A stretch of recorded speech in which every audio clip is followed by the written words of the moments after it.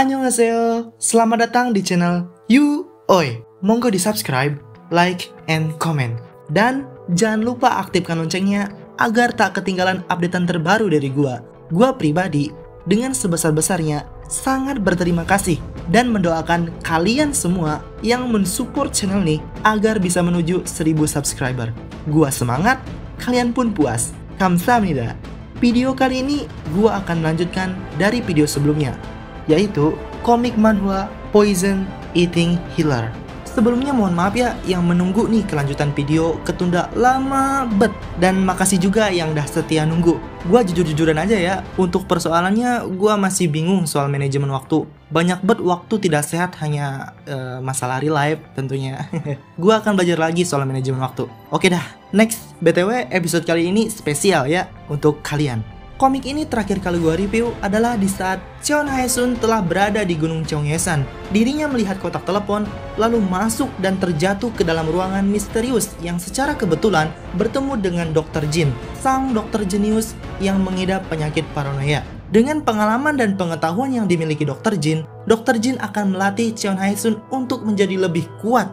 Karena Kiril selaku guru Cheon Hae-sun juga berguru kepada Dr. Jin. Dan yang menjadi masalah adalah gua masih kepikiran terus gimana kabarnya Songhwa. Tapi dah, siapa tahu di chapter kali ini kita ketemu lagi. Oke, next, tanpa berlama-lama siapkan cemilannya and enjoy. Cerita dimulai, Dr. Jin berteriak menyemangati Cheon Hae-sun untuk bisa melakukan apa yang diinginkannya, lalu memarahinya dengan serius agar bisa sesuai dengan arahannya. Setelah itu, Dr. Jin semakin membara dengan penuh semangat dan emosional untuk bisa menambahkan beban beratnya, yaitu 50 kg kepada Cheon Hae-sun. Meskipun terlihat kelelahan dan kecapean, Cheon Hae-sun dengan sekuat tenaga berusaha untuk berlatih sesuai arahan dari Dr. Jin. Cheon Hae-sun berteriak dan berjuang sekuat tenaga agar bisa mengangkat beban yang ada di tangannya, sehingga alat bebannya terangkat ke atas. Setelah diberikan beban tambahan oleh Dr. Jin, Cheon Hae-sun mengangkat beban super beratnya sehingga dirinya menjadi tak sadarkan diri.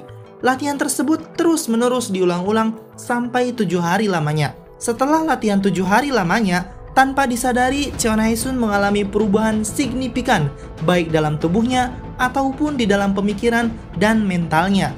Nampak Cheon Hae-sun sedang duduk beristirahat, lalu datang Dr. Jin tanpa maskernya masuk ke dalam ruangan tersebut.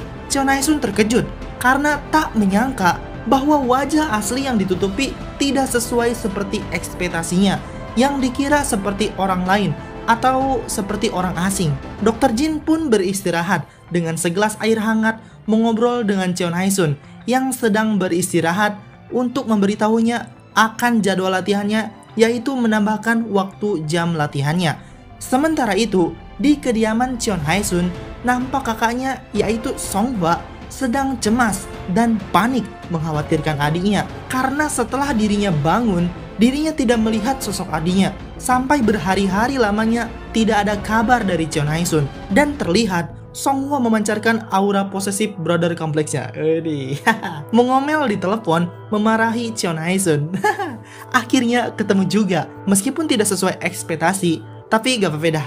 Sing penting gak terjadi apa-apa padanya. Oke dah, fokus. Dampak dari perbuatan yang dilakukan Cheon Hae-sun membuat dirinya diceramahi dan diberi hukuman oleh kakaknya setelah mereka akan bertemu atau mereka bertemu.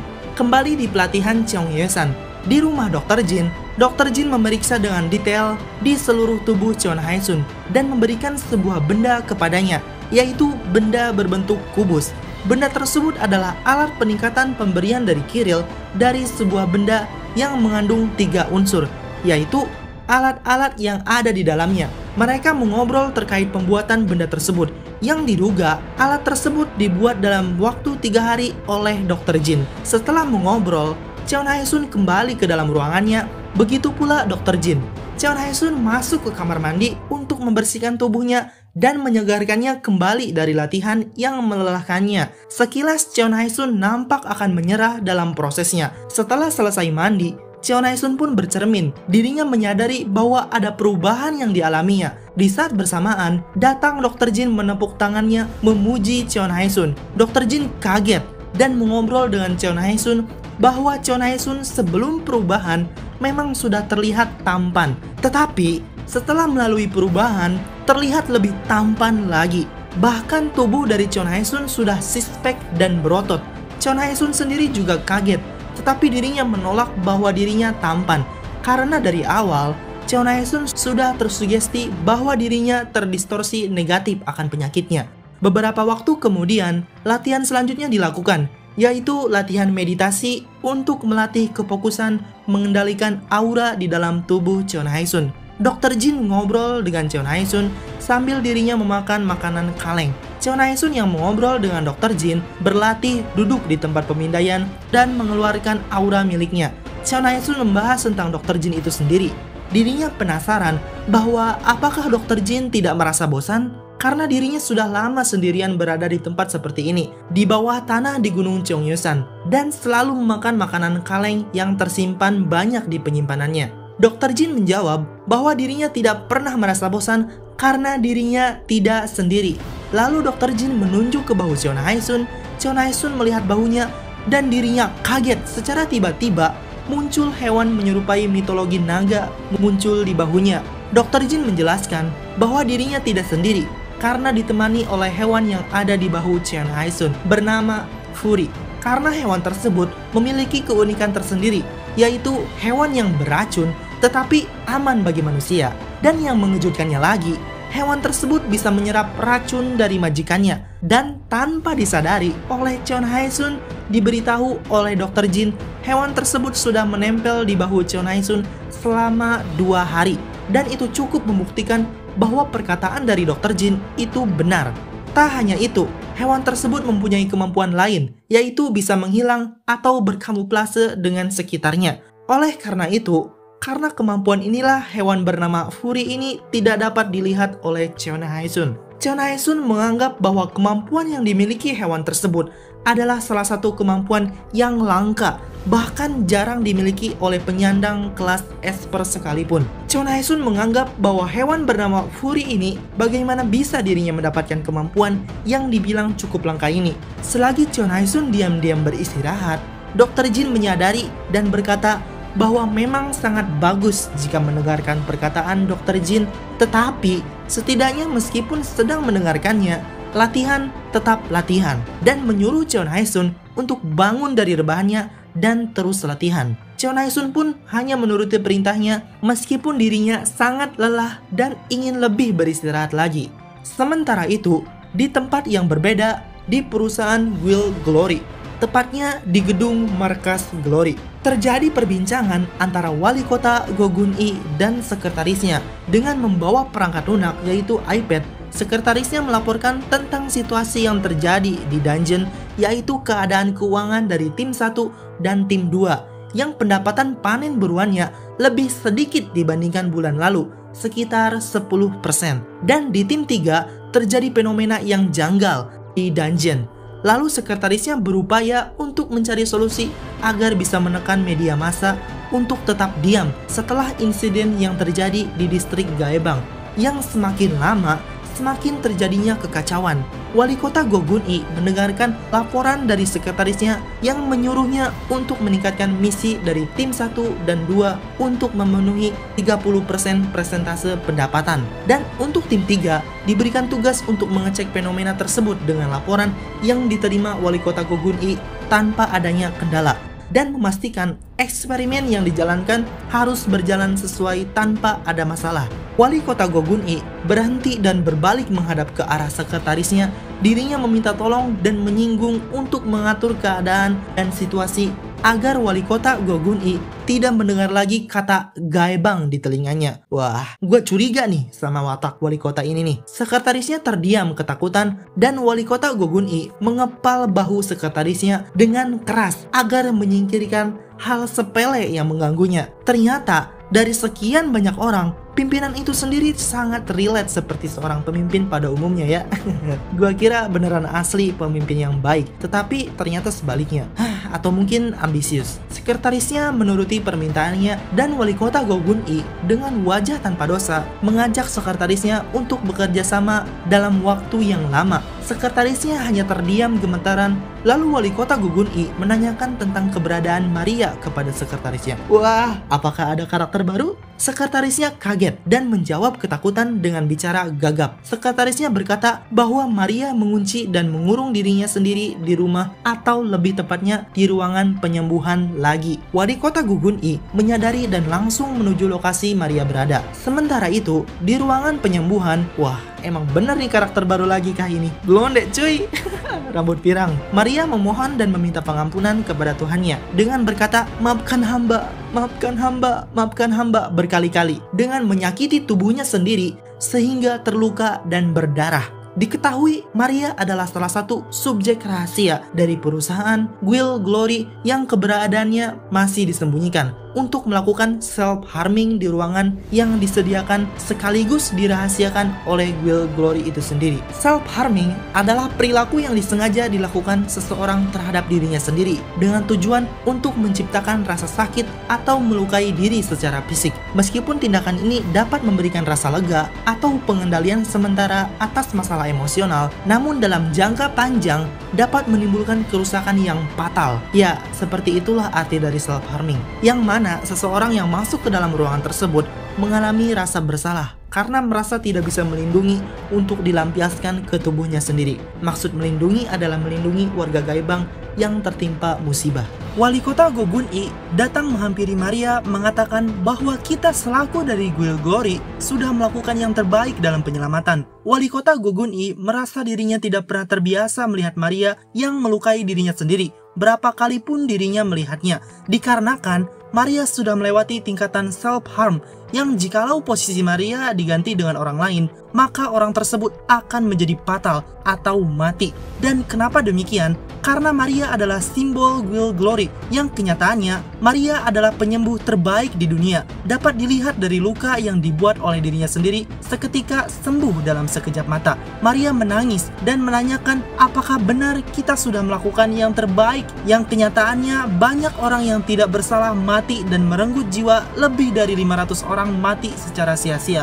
Maria berteriak secara emosional, dirinya mengatakan, bagaimana bisa kau bilang kita melakukan yang terbaik? Kita tidak punya hak untuk mengatakan hal itu. Orang-orang itu kenapa mereka harus menjadi korban? Wali kota Gugun I merasa pusing. Dirinya mengatakan bahwa ini merupakan sebuah insiden dan semua orang di Guild Glory termasuk Maria sendiri juga tahu bahwa tidak ada yang bisa kita lakukan sebagai Guild Glory. Maria masih emosional. Dirinya mengatakan lagi, bagaimana jika wali kota Gugun I langsung menjawab, bagaimana jika aku pergi ke sana? Bagaimana kalau kita membagi tim menjadi 2 tim? Maria semakin emosional dan menangis dengan keras. Dirinya mengatakan, kalau kita berhasil sampai sana, walaupun terlambat, jika kita melakukan itu, kita bisa menyelamatkan paling tidak 1 orang lagi. Wali kota Gugun I menjelaskan bahwa monster yang muncul di Gaibang kali ini merupakan sebuah bencana karena dirinya sendiri tidak tahu siapa dan apa yang membunuhnya. Tetapi sesuatu yang membunuhnya juga bukan sesuatu yang bisa kita bunuh dengan mudah. Wali kota Gugun I seketika mengeluarkan air mata dan mengatakan bahwa semua itu karena dirinya tidak cukup baik, dan itu semua terjadi karena dirinya membuat keputusan yang salah dan lemah. Itu semua adalah salahku. Maria terkejut dan dirinya merasa bersalah kepada wali kota Gugun I karena tidak bermaksud untuk menyalahkan dirinya. Wali kota Gugun I yang awalnya menangis semakin emosional. Dirinya berteriak berkata, bukan hanya kau yang merasa tersiksa, aku juga seorang manusia. Ini membuatku gila. Ternyata di balik tangisan palsunya, wah, emang bener-bener gila bedah ini orang wali kota. Manipulatif jir. Wali kota Gugun I merasa muak melakukan hal yang sekarang dilakukannya. Cet dah, parah nih wali kota. Di saat Maria menangis karena telah menyalahkan wali kota Gugun I, wali kota Gugun I mengatakan bahwa dirinya tahu kalau Maria memiliki masa yang sulit. Tetapi Maria juga harus menahannya. Dan kalau Maria tidak bisa melakukan apapun, wali kota Gugun I merasa tidak apa-apa kalau Maria tidak bisa melakukannya karena itu lebih baik daripada menyalahkan diri sendiri. Wali kota Gugun I menghampiri dan mengajak Maria dengan tersenyum, mengatakan, bagaimana kalau kita pergi ke lokasi pengujian Hunter? Maria terdiam dan menuruti perkataan dari wali kota Gugun I. dengan menanyakan kembali maksud dari apa yang dikatakan Wali Kota Go Gun-i. Wali Kota Go Gun-i menjelaskan maksudnya Wali Kota Go Gun-i selaku pimpinan perusahaan Guild Glory perlu merekrut banyak orang agar bisa menyelamatkan lebih banyak orang lagi terkait insiden yang terjadi sekarang ini, dan mengatakan kepada Maria bahwa Maria bisa melakukannya. Maria pun terharu bahagia dan merasa telah terselamatkan melihat Wali Kota Go Gun-i sebagai panutan orang-orang untuk kebaikan di dunia agar bisa memberi harapan lagi kepada warganya. Maria berkata, "Baiklah ketua." Wali Kota Go Gun-i mengatakan kembali bahwa keputusan yang diambil oleh Maria adalah keputusan yang bijak. Sedangkan di pikiran Wali Kota Go Gun-i, dirinya memikirkan kembali kejadian yang janggal di daerah Gaebang. Wali Kota Go Gun-i merasa dirinya kebingungan dan benar-benar tidak paham karena monster yang muncul di daerah Gaebang sangatlah kuat. Dan lalu siapa yang telah membunuhnya? Khususnya adanya kawah besar yang berada di jalanan Gaebang. Sementara itu, kembali lagi di rumah Dr. Jin, di pelatihannya untuk melatih Cheon Hae-sun. Cheon Hae-sun sedang berlatih dengan mengangkat tubuhnya sendiri dengan satu tangan sebagai tumpuannya. Dr. Jin bertanya kepada Cheon Hae-sun jika pelatihannya telah selesai, apa yang ingin dilakukan oleh Cheon Hae-sun. Cheon Hae-sun menginginkan untuk menjadi hunter, tetapi Dr. Jin menyarankannya untuk menjadi kesatria saja. Cheon Hae-sun beristirahat dan dirinya menjawab pertanyaan dari Dr. Jin. Cheon Hae-sun menjawab bahwa dirinya tidak akan menjadi kesatria karena Cheon Hae-sun tidak berpikir lagi untuk melakukan hal lain. Sedangkan Wali Kota Go Gun-i yang sedang berada di kantornya, Wali Kota Go Gun-i memikirkan bahwa ada sedikit orang yang berbakat, dan oleh karena itu Wali Kota Go Gun-i memerlukan seorang healer. Sementara itu, Cheon Hae-sun yang sedang beristirahat, dirinya ditanya oleh Dr. Jin, menanyakan dari maksud perkataannya, yaitu kata hal lain. Apa maksudnya itu? Cheon Hae-sun menjawab bahwa hal lain tersebut yang dikatakannya adalah dirinya akan mencoba untuk menjadi seorang healer. Cheon Hae-sun akan memastikan bahwa dirinya tidak akan membuat korban tak bersalah lagi, seperti apa yang Kiril berikan kepada Cheon Hae-sun dan Dr. Jin. Sedangkan Wali Kota Go Gun-i akan memastikan untuk mencari seorang healer, karena healer itu langka dan dirinya tidak peduli kalau beberapa orang tidak berguna dan gelandangan semuanya mati. Tetapi berbeda jikalau anggota Guild Glory yang terluka. Dan di sini gue pikir dialognya agak lucu ya. Kayak couple gitu antara Cheon Hae-sun dan Wali Kota Go Gun-i.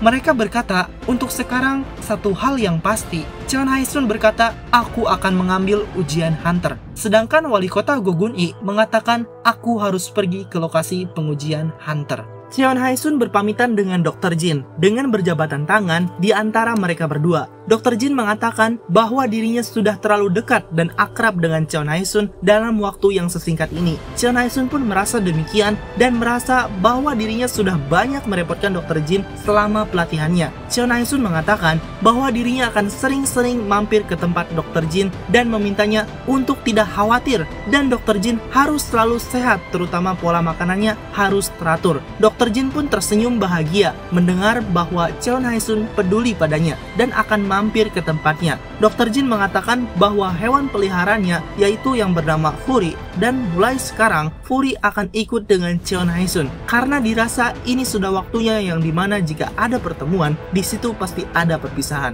Dr. Jin mengatakan langsung ke mantan peliharaannya yaitu Fury untuk menjaga Cheon Hae-sun dengan baik-baik. Fury pun tersenyum dan berkata, "Kuang," yang berarti serahkan saja padaku. Wah, astaga, apa ini lucu bener dah nih naga. Setelah itu, Cheon Hae-sun pulang ke kediamannya, yaitu di rumahnya. Tepat di saat Cheon Hae-sun akan memasuki rumahnya, kakaknya berteriak dan langsung menangkap Cheon Hae-sun dengan mengunci tubuhnya agar tidak bisa bergerak dan menjewer kupingnya. Kakaknya memarahinya dan mengatakan tentang selembar kertas yang tergeletak begitu saja yang dianggap oleh Cheon Hae-sun bahwa hal tersebut bukanlah masalah besar. Tetapi kakaknya menganggap sebaliknya bahwa hal yang dilakukan oleh Cheon Hae-sun adalah hal masalah yang besar. Pemandangan yang bagus ya, meskipun sedikit agresif. Akhirnya ini nih yang ditunggu-tunggu, mereka bertemu kembali. Selamat kalian berdua. Kelar dah perasaan ganjalnya nih. Cheon Hae-sun berusaha berbicara untuk menjelaskan semuanya kepada kakaknya, tetapi lehernya dikunci dan hampir tak bisa bernapas. Lalu tanpa disadari oleh kakaknya, Cheon Hae-sun pingsan dan kakaknya berteriak memanggil adiknya untuk bangun. Ada-ada aja kelakuan nih Brokon. Beberapa waktu kemudian, Cheon Hae-sun tersadar dan menjelaskan semua kejadian yang dialaminya dari awal hingga akhir. Di saat kakaknya pingsan sampai tersadar bangun dari tidurnya, kakaknya masih marah dan mengomeli adiknya yang masih mempercayai penyelamatnya untuk meyakinkannya lagi bahwa orang tersebut dapat dipercaya atau tidak, dan menyinggung kenapa Cheon Hae-sun mengatakan tentu terhadap penyelamatnya. Kakaknya menjelaskan kembali, dalam pandangan kakaknya, umur Hunter itu tidak jelas, dan mengingatkan kembali bahwa apakah Cheon Hae-sun sudah tahu atau tidak dirinya terlibat dengan siapa saja saat berurusan dengan para Hunter yang menyelamatkannya. Kakaknya juga meragukan bahwa nama dari penyelamat mereka berdua, yaitu Kiril, tidak yakin namanya asli atau bukan. Dan bagaimana bisa adiknya langsung mempercayainya begitu saja tanpa tahu siapa sebenarnya dia ini. Ditambah, masa iya orang sekuat sepertinya mau baik pada mereka berdua. Emosi kakaknya sudah mereda dan melanjutkan omelannya lagi. Kakaknya mengomeli lagi sekaligus mengingatkannya kepada Cheon Hae-sun bahwa Hunter biasa itu memang wajar membantu para warga. Akan tetapi, kenapa orang itu sampai repot-repot melakukan hal tersebut sampai sejauh itu? Cheon Hae-sun menyanggah omelan dari kakaknya bahwa orang itu atau Kiril itu bukanlah orang yang jahat, yang membuat kakaknya memikirkan maksud dan tujuannya, yang padahal Kiril itu memang orang baik yang hanya ingin menolong saja. Mendengar hal tersebut, kakaknya mendidik adiknya dengan tegas dan lugas bahwa di dunia ini tidak ada yang namanya orang baik kepada seseorang tanpa alasannya tersendiri. Jikalau itu pun Cheon Hae-sun mendapatkan sesuatu darinya, maka akan datang suatu saat di mana Cheon Hae-sun harus membalas budi. Dan oleh karena itu, bisa saja Cheon Hae-sun tidak sanggup untuk melakukannya. Kakaknya pusing menghadapi kelakuan adiknya dan kakaknya menanyakan kembali dengan serius. Kakaknya mengatakan, "Jadi kamu ingin menjadi Hunter?" Mendengar perkataan serius dari kakaknya, Cheon Hae-sun hanya terdiam melirik kertas pendaftaran yang ada di bawahnya. Lalu Cheon Hae-sun menjawab, "Iya, aku ingin." Kakaknya langsung merespon jawaban dari adiknya. Kakaknya mengatakan, "Kalau begitu, lakukanlah." Cheon Hae-sun kaget dan tak menyangka bahwa kakaknya mengatakan hal tersebut. Cheon Hae-sun menanyakan kembali kepada kakaknya, kenapa kakaknya setuju dengan keinginan Cheon Hae-sun. Kakaknya kebingungan dan mengatakan, "Apapun itu adalah pilihanmu. Tidak ada alasan bagiku untuk menghentikan dirimu." Cheon Hae-sun terdiam dan termenung mendengarkan kakaknya yang dari dulu selalu bersikap seperti itu. Lalu Cheon Hae-sun mengatakan bahwa dirinya selalu mengingat kejadian yang dialami mereka berdua, yaitu saat insiden gate explosion, yang menurut Cheon Hae-sun, insiden tersebut dapat dicegah. Oleh karena itu, Cheon Hae-sun akan menyelamatkan orang-orang. Cheon Hae-sun tidak ingin jika insiden yang terjadi di daerah Gaebang terjadi lagi. Cheon Hae-sun juga tidak tahu pasti dirinya akan melakukan keinginannya tersebut dengan baik atau tidak. Tetapi Cheon Hae-sun hanya ingin mencoba untuk bisa menyelamatkan orang. Karena Cheon Hae-sun menganggap bahwa kakaknya selalu yang paling mengutamakan mengkhawatirkan orang lain daripada dirinya. Oleh karena itu, dirinya ingin mencoba hal tersebut demi melindunginya. Mendengar keteguhan hati dari adiknya, kakaknya tersenyum dan berkata, "Jangan cemas Cheon Hae-sun, kamu pasti akan menjadi Hunter yang lebih hebat dari yang lain. Jadi, bersemangatlah." Wah, gile, setulus itukah? Wah, beruntung bet kau Cheon Hae-sun.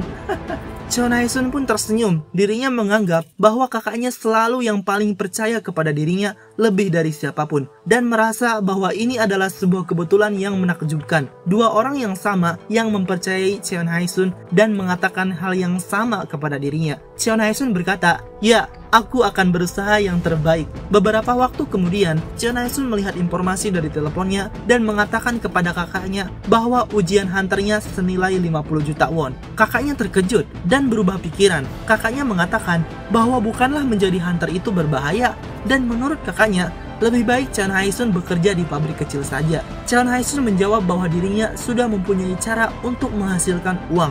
Kakaknya terkejut dan khawatir yang bagaimana bisa adiknya bisa mendapatkan uang sebanyak itu, dan menuduh adiknya apakah Cheon Hae-sun menjual organ dalamnya demi uang tersebut atau lebih dari menjual organ tersebut. Cheon Hae-sun juga kaget dan mengatakan bahwa dirinya tidak melakukan perbuatan seperti yang dipikirkan kakaknya.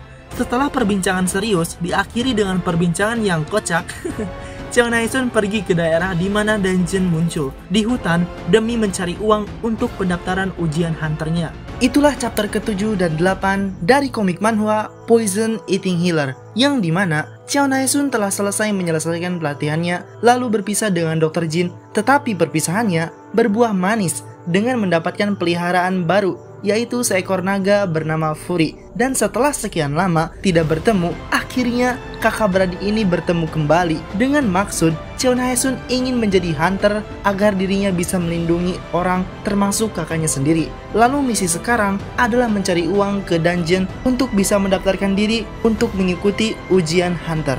Next, di video selanjutnya gua akan bahas lagi. Kamsahamnida. Oh.